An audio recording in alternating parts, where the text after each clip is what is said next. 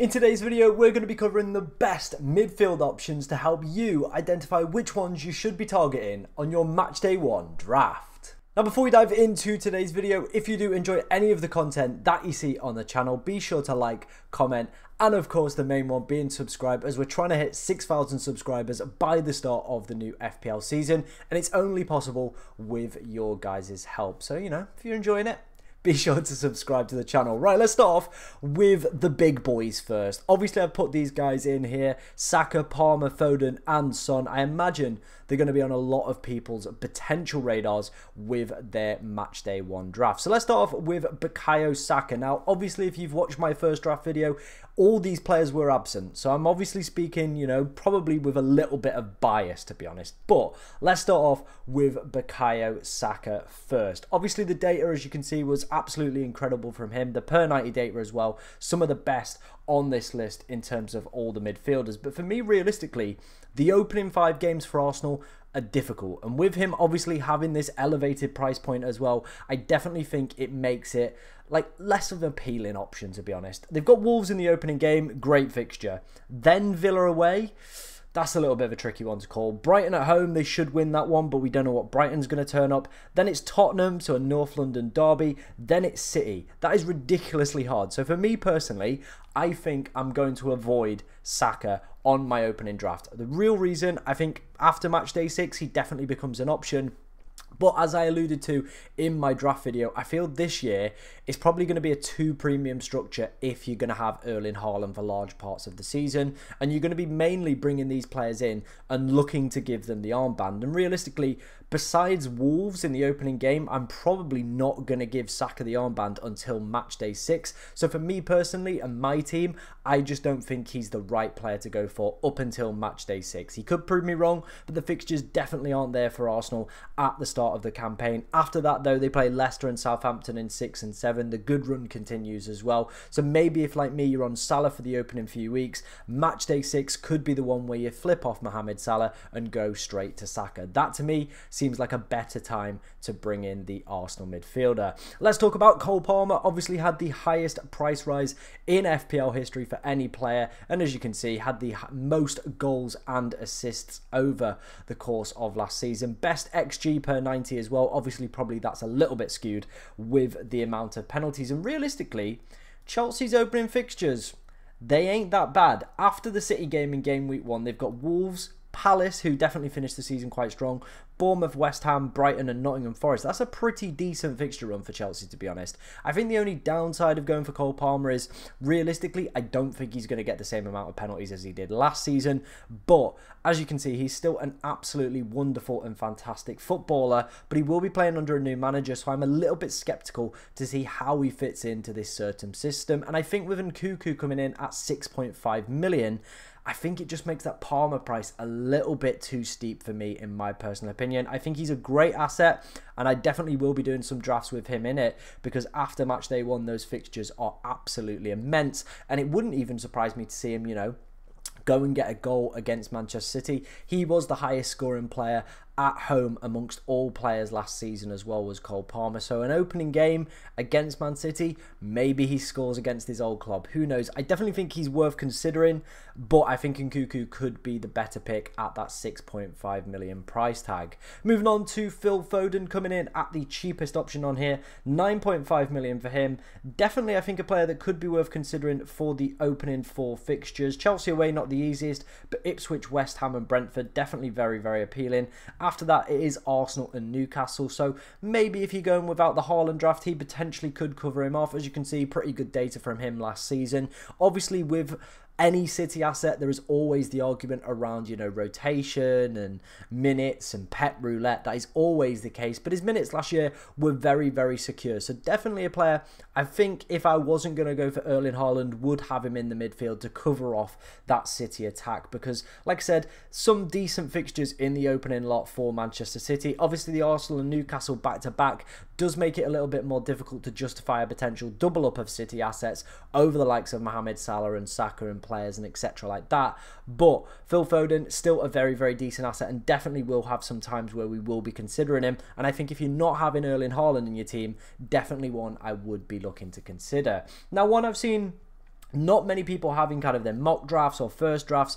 It is going to be Son, again coming in at a more elevated price this season. Leicester and Everton in the opening two, pretty decent fixtures on paper. Then it's Newcastle and Arsenal, probably a little bit more difficult. Then Brentford, Manchester United and Brighton. So for me personally, I think the fixtures kind of rule out Son, to be honest. I definitely think there will be a time where we're all on Son, as there was last season, and when the Spurs fixtures are right, definitely will be a player to consider. But for me personally, I think there are better players like Cole Palmer, Phil Foden over the opening couple five with better fixtures that I personally think will outscore him. It'll be interesting to see when the expected data does come out what those kind of numbers are. But for me personally, I think Son is probably bottom of this list. Palmer's at the top for the midfielders I would be going out of here. Then it's probably Foden, then Saka in my opinion. Son right at the bottom. Moving on to one of my favourite midfielders from last season, it is Anthony Gordon. He had the second most points at home amongst all players. Top was Phil Foden. Second was this man on screen right now. And as you can see, we do have some fancy Football Hub graphics. If you didn't know, we are partnering up with them for this season. Obviously, they are offering a 7-day free trial. If you want to go and check that out, link to that in the description. Go and check it out. They've got plenty of amazing features to help you go and win your mini league this season. So go and check them out. Like I said, link to that in the description. But Anthony Gordon, definitely a player I'm going to have in my game week 1 draft, to be honest. That opening fixture against Southampton at home with his positive home record as well. Didn't really feature too much in the Euros, so I don't think it's kind of a big concern about his potential fitness. I think he played 4 minutes across the Euros, so he's probably going to come back in pretty sharp condition. As you can see, the data as well, pretty phenomenal stuff from him. Arguably a little bit of a big overachievement in terms of his expected assists, but I still think he will be an absolutely fantastic asset. Now, the fixture that is a concern on there is matchday 3 against Tottenham, but if you've maybe got short-term memories, Newcastle have a very, very good home record against Tottenham, putting some demolishing jobs over the years as well against Tottenham Hotspur. So I don't even think that's a fixture I'm overly worried about with him. So I think the first 5 fixtures for Newcastle, definitely appealing. After that, though, it does start to tail away. Manchester City and matchday 6. So I definitely feel he is probably a player for those opening first 5 match days, but definitely a player I would be looking to have in my matchday 1 team with the positive home record. With him doing so well as well, up against a newly promoted team, some decent home fixtures in there as well. Definitely a player I would be considering on the matchday 1 draft. Sticking with the big boys, we're obviously going to talk about Mohamed Salah. Quite controversial this one because, you know, he's still at that 12.5 million. I've seen some people with him. I've seen some people potentially going without him. I've seen, you know, some people going with him over Haaland. There's a lot to talk about and a lot to unpack. Obviously, last season, he still managed to score over 200 points in the game as well, which is absolutely incredible for him. Still put up pretty good numbers as well, 18 goals, 12 assists. Now, I feel with him, it all relies on captaincy. That's the reason you're going to have Mohamed Salah in here, to kind of maybe counteract Haaland, or maybe to kind of balance with Haaland and kind of switch around in terms of captaincy. So for me, let's take a look at some of the fixtures that he has where you might potentially go with him for that captaincy option. Obviously, Ipswich in matchday 1. I think that's probably a given. Given his strong record as well against newly promoted sides, definitely one I feel will be entering a lot of people's thought processes come match day 1 as well. Probably will go into that as one of the most captain players as well. So maybe could be a little bit of a positive start to you if you do captain him for that matchday 1 game. Moving on to matchday 2, they play Brentford, but City play against Ipswich at home. That feels like a game where Haaland could have over 100% effective ownership. Brentford at home, though, is still a pretty decent fixture for Mohamed Salah if you're looking to potentially go without Erling Haaland, so still covers that one off. Matchday 3, it's not a great fixture away at Manchester United, but Haaland isn't blessed either with a trip to West Ham, so again, that one probably slightly favours Erling Haaland over Mohamed Salah, but then I'd argue that Salah takes it with 2 home fixtures against Nottingham Forest and at Bournemouth as well. He was very, very good at Anfield, was Mohamed Salah last season. So I feel out of the opening maybe 5 fixtures, sorry, you're probably going to look to captain him 3 times. I'd say though, as I alluded to with Saka, around that matchday 6 point, they play Wolves, but they play Arsenal after, they play Wolves after that, Palace after that. It's okay, but compared to what, you know, Saka's putting up, some Leicester, some Southampton, that could be the point where we do switch away from Mohamed Salah. But there's definitely a case to argue that you could keep this guy for the opening 7 game weeks, to be honest, as well. And he realistically would provide a very, very strong captain for a lot of those game weeks. My only concern is after that point, though, Haaland does become the dominant kind of player that you will be captaining, because I think it's realistically around 4 to 5 game weeks in a row where he has the best fixture on paper going into that week. So I definitely think Mohamed Salah is a midfielder that you definitely should be considering, because he's a great option. Very much going to be the captain for match day 1. Probably looking at 4 and 5 as well for the armband for him. So I think that kind of just sways it in his favour, and definitely a player I would be looking to have on my match day 1 draft. Sticking with the Liverpool theme, obviously when we talk about forwards, we'll talk about Gakpo, we'll talk about Darwin Núñez as well, but Jota has received a position change. He's gone back to being a midfielder at 7.5 million as well. Maybe if we find out in pre-season he's one of the starting front 3, I doubt it, but if he can make himself get some good minutes, could be a very, very decent option. This one obviously is all minutes dependent, but Liverpool, they do have a very strong start to the season fixture-wise. Maybe even the double up potentially could be on if we see Jota getting some very, very strong minutes over the course of pre-season. I think for now it's probably a wait and see how that Liverpool front 3 lines up. I imagine it's probably going to be Núñez, Gakpo and Mohamed Salah as the front 3, but Jota, if he has a strong start to the pre-season,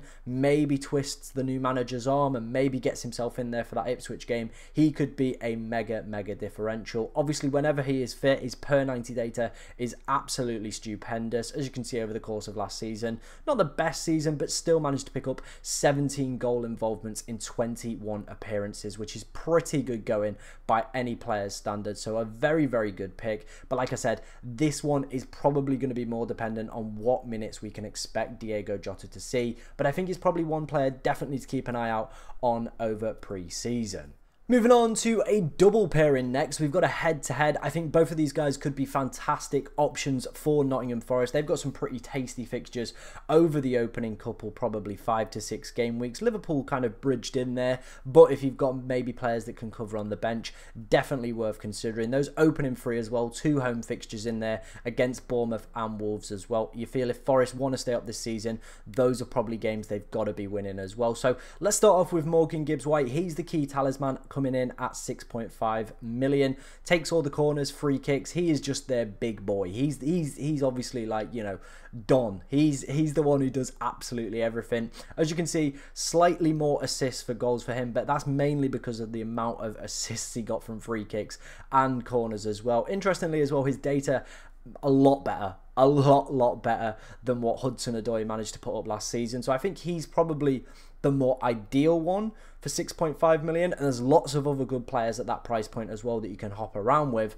And I think with the strong Forest fixtures as well, I think a lot of people potentially will be looking at this guy. Could even be a differential going into match day 1 as well, so could be one of those players that gets you a nice early start. Like I said, fits the talisman theory because he is on all the free kicks and set pieces, which is a massive advantageous kind of skill, and Forest were pretty decent at them last season as well, so obviously that helps as well when a team, you know, knows how to convert corners and free kicks as well. So big plus in the regards of Morgan Gibbs-White. Very much a fan of him for the opening set of fixtures. Hudson Odoi was a player I included in my draft video yesterday as well. The data from last season, it's not amazing. Let's be real, it's not amazing, but coming in at 5.5 million, I definitely think he was a player that passed the eye test more than the data side for me. Already picked up 2 assists so far in a pre-season friendly game against Chesterfield.